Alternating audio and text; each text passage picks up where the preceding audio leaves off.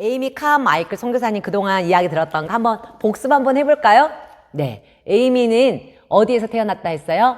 북아일랜드에서 태어났죠. 예수님 믿는 가정에 태어난 에이미는요, 4살 때 이런 기도 드렸어요. 뭐라고 기도했죠? 하나님 제발 갈색 눈을 파란 눈으로 바꿔주세요. 하나님이 기도에 뭐라고 응답하셨나요? 맞아요. 안 돼라고 응답했어요. 에이미는 어려서 그때 왜 안 돼라고 응답하셨는지 알지 못했지만 나중에 깨닫게 되었죠. 에이미는 인도에 하나님의 부르심을 받아 인도의 선교사로 가게 되었고요. 그 인도 선교사로 가서 사원에 들어가고 싶었지만 에이미 얼굴이 무슨 색깔이에요? 외국인으로 하얀 색깔이어서 갈 수가 없었어요. 그런데 놀라운 걸 발견했죠. 뭘 발랐어요? 피부에? 맞아요. 커피 가루를 얼굴과 피부에 바르니까 정말 인도 여자처럼 갈색 피부가 되었고, 더 놀라운 것은 에이미의 눈이 파란 눈이 아니고 갈색 눈이어서 정말 진짜 인도 여자 같게 된 거죠. 여기에서 하나님이 안 되라고 응답하신 놀라운 비밀을 깨닫게 되었죠. 그래서 에이미는 그곳에서 사원에 있는 아이들 구출할 계획을 가지고 있었죠. 에이미가 그곳에서 만난 한 친구, 여러분 혹시 기억나나요? 프리나. 7살 된 프리나가 사원으로 팔려갔다가 거기서 도망 나왔죠. 도망 나오다가 잡혀가지고 다시 들어가서 얼마나 큰 아픔을 치렀는지 기억나요? 손에다가 그 뜨겁게 불에 달궈진 새로 손에 엄청나게 고통을 당했죠. 근데 또 프리나는 그날 밤에 도망을 쳤고요. 누구한테 왔어요? 에이미. 바로 여자를 잡아가는 외국 여자가 누구였어요? 에이미였어요. 에이미에게 와서 에이미를 통해서 예수님을 믿게 되었죠. 그리고 이 누구죠? 프리나는 자기를 찾아온 가족들에게 당당하게 저는 사원으로 돌아가지 않을 거예요 라고 용감하게 말했고, 그 사원 여자들은 가버려서 이 프리나는 이곳에서 자유롭게 예수 믿으며 살 수 있게 되었어요.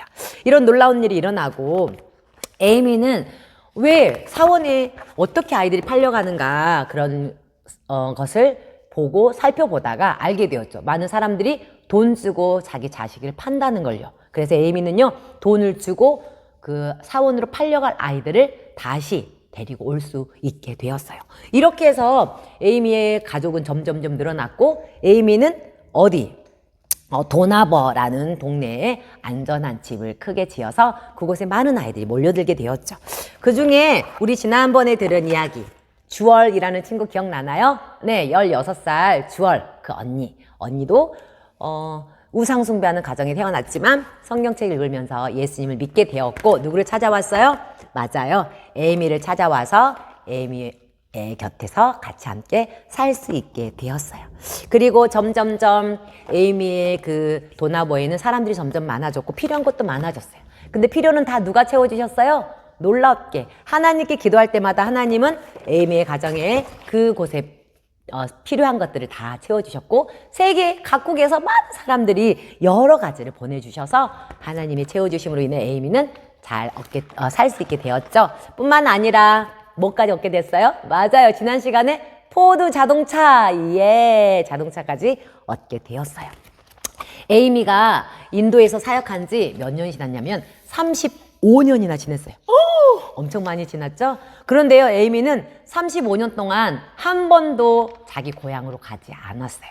북아일랜드에 한 번도 가지 않고요, 평생을 그 인도에 살고 있었어요. 그러던 어느 날 에이미는 여전히 나이가 들었어도 열심히 아이들에게 복음을 전했고, 많은 아이들을 위해서 일했고, 많은 사람들을 세웠어요. 그러던 어느 날 에이미는 어둠 속에서 길을 걷다가 갑자기 구덩이가 있는데 그 구덩이에 푹 빠져서 다리가 푹 부러진 거예요. 에이미는 너무너무 아파서 소리를 질렀어요. 그런데 캄캄하고 사람들 지나가는 사람도 아무도 없었기 때문에 에이미는 도움을 요청할 수가 없었어요. 혹시 누구 있나요? 저 좀 도와주세요. 에이미는 애타게 부르짖었지만 주변에 어느 누구도 없어서요, 에이미는 부러진 다리를 붙잡고 5시간 동안이나 그곳에서 떨고 있어야만 했었어요. 5시간이 지나자 어떤 한 사람이 왔고, 에이미는 급하게 차로 병원으로 이동하게 되었어요. 그런데 그날따라 또 비가 많이 왔던 거예요. 비가 막 소낙비가 쏟아지지, 땅들은 패여있지. 이 자동차가 길을 가는데 포장이 안 된 도로기 때문에 덜커덩 거릴 거 아니에요? 에이미는 다리가 부러진 상태인데 덜커덩 거리니까 다리가 그 차에 부딪힐 때마다 너무너무 고통스럽게 소리낼 수밖에 없었어요. 병원에 가서 치료했지만 제대로 고쳐지지 않았어요. 그리고 에이미는 그 다리가 낫기를 기다리고 기도했지만 오랜 시간이 지나도록 다리가 낫지 않은 거예요. 에이미는 너무 힘들었어요. 걸을 때마다 다리가 너무 아파서 걸을 수가 없었어요. 그래서 에이미는 침대에 앉아 있을 수밖에 없는 거죠. 지금 해야 할 일이 너무 많은데 걸을 수가 없으니까 할 일이 있어요, 없어요? 할 수가 있어요? 할 수가 없는 거예요. 에이미는 하나님께 기도했어요. 하나님, 저 다리가 너무 아파요. 빨리 고쳐주세요. 지금 해야 할 일도 너무 많은데 아무것도 할 수가 없어요. 에이미는 하나님이 이 기도에 yes! 라고 응답할 줄 알았어요. 그런데 이번에도 어떻게 응답했을까요? No, 안 돼 라고 응답하신 거예요. 다리가 빨리 나을 줄 알았는데 도저히 나을 기미가 보이지 않아서 에이미는 침대에 앉아있을 수밖에 없었어요. 꼼짝없이 앉아있으니까 할 수 있는 일이 아무것도 없는 거예요. 종종 아이들이 찾아와서 에이미한테 인사할 정도? 그 정도만 있지 할 수 있는 게 없었어요. 그래서 에이미는 어쩔 수 없이 그 수많은 일들을 그 다음 사람들에게 다 넘겨주게 되었어요. 그리고 자기는 침대에 앉아서 쉬게 되었고 그곳에 있다 보니까 해야 할 일이 생각났어요. 그게 뭔지 알아요? 바로 글을 쓰는 거예요. 책을 써야겠다는 생각이 드는 거예요. 아, 내가 인도에서 했던 35년의 사역을 한번 책으로 만들어 볼까? 그래서 에이미는 책을 쓰기 시작했어요. 인도의 문화에 대해서, 인도 사람들에 대해서, 사원에 팔려간 아이들에 대해서, 그리고 하나님이 기도에 어떻게 응답하셨는지 그것을 책으로 오랜 시간 동안 누워있으니까요. 책으로 길게 쓰게 되었어요. 여러분, 놀라운 일이 일어났어요. 에이미가 쓴 이 책이요, 잘 팔리게 되었고요. 이 책이 세계 많은 사람들에게 영향력을 끼치게 되었어요. 가장 먼저 크게 영향력을 끼친 게 어딘지 알아요? 인도 나라예요. 인도 사람들이 에이미가 쓴 책을 읽다 보니까 그 책에 인도 사원에 팔려가는 아이들에 대해서 보게 되었고 그것이 옳지 않은 걸 이 사람들이 알게 되었고요. 인도 정부는 법을 바꾸게 되었어요. 어떻게요?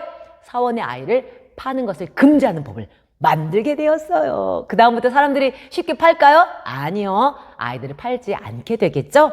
놀랍게도 인도의 법이 바뀌어져서 인도의 아이들이 다행히 불쌍하게 팔려가는 일이 없게 된 거예요. 여러분, 에이미에게 하나님이 안 되라고 응답하셨어요. 다리가 다쳤는데 고쳐줄 줄 아는데 고쳐주지 않아서 누워만 있는데 하나님이 이런 놀라운 일을 계획하셨던 거예요. 얼마나 놀라운가요? 그리고 에이미의 책은요, 세계 많은 사람들에게 읽혀졌고 많은 사람들이 에이미 책을 읽고요, 선교사로 헌신하게 되었어요. 어떤 사람들은 인도로 선교사로 오게 되었고요, 에이미 책을 읽으면서 나도 에이미처럼 하나님께 쓰임받고 싶어. 에이미처럼 내 삶을 하나님께 드리고 싶어. 자기 삶을 들여서 많은 사람들이 세계 선교사로 헌신하게 되었어요. 여러분, 얼마나 놀라운가요? 에이미는 1951년 잠이 들고 바로 하나님의 나라로 돌아가게 되었어요. 하지만 하나님은 에이미의 헌신된 삶과 그의 책을 통해서 많은 사람들을 계속 변화시키고 계셔요. 그리고 지금 여러분과 저에게도 영향력을 끼치고 있는 거죠. 여러분 중 어떤 친구들은 이 에이미 이야기를 들으면서 나도 에이미처럼 하나님께 제 삶을 드리고 싶어요 하는 친구들이 있을 수 있어요. 여러분, 에이미는 자기 죄를 용서해 주시고 자기를 구원해 주신 예수님께 자기 인생을 드렸어요. 그 예수님은 여러분과 저의 죄를 대신해서도 십자가에 못 박혀 죽으셨고 여러분을 위해 목숨을 주셨어요. 여러분은 예수님께 무엇을 드리겠나요? 여러분의 삶을 드리지 않겠나요? 성경 로마서 12장 1절 말씀에 이렇게 말씀하고 있어요. 내가 하나님의 모든 자비하심으로 너희를 권하노니 너희 몸을 하나님이 기뻐하시는 거룩한 산 제물로 드리라. 이는 너희가 드릴 영적 예배니라. 하나님은 여러분의 몸을 하나님께 드리기를 원하세요. 그러면 하나님은 여러분을 통해서 놀라운 일을 행하실 거예요. 전도사님도 하나님께 저의 삶을 드렸어요. 하나님, 저를 통해서 하나님 일해 주세요라고 드렸어요. 그랬더니 하나님이 전도사님을 통해서 일하는 걸 전도사님이 알 수 있어요.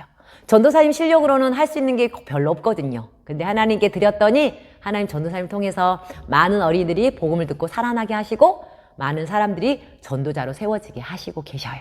여러분의 삶도 마찬가지예요. 여러분이 여러분 자신만을 위해서 산다면 여러분의 능력만큼만 쓰임받을 수 있어요. 하지만 여러분의 삶을 하나님께 드린다면, 하나님 저를 써주세요 라고 하나님께 드린다면 하나님은 여러분의 능력을 뛰어넘어서 하나님의 능력으로 여러분을 놀랍게 사용하실 거예요. 여러분, 지금 하나님께 여러분 자신을 드리세요.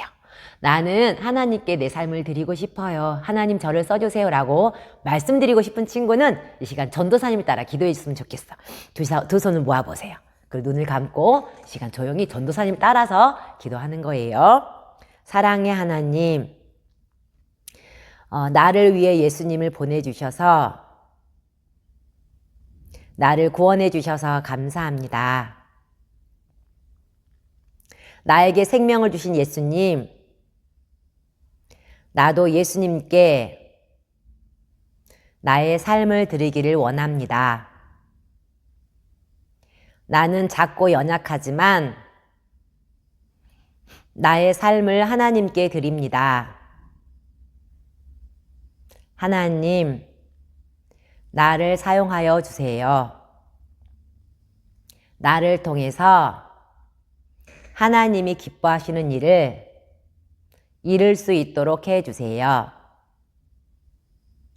예수님 이름으로 기도합니다. 아멘. 네, 너무 잘했어요. 여러분의 삶을 하나님이 어떻게 사용하실지 기대가 됩니다. 자, 그렇다면 이제 오늘의 미션은 뭐냐면 느낀 점, 선교사 이야기 들으면서 느낀 점을 간단하게 쓰지 말고 조금 길게 진솔하게 여러분 생각을 한번 쭉 써서 전도사님한테 보내주세요. 그러면 전도사님이 그 친구들 또 글을 읽고 여러분에게 선물을 보내줄 수 있어요.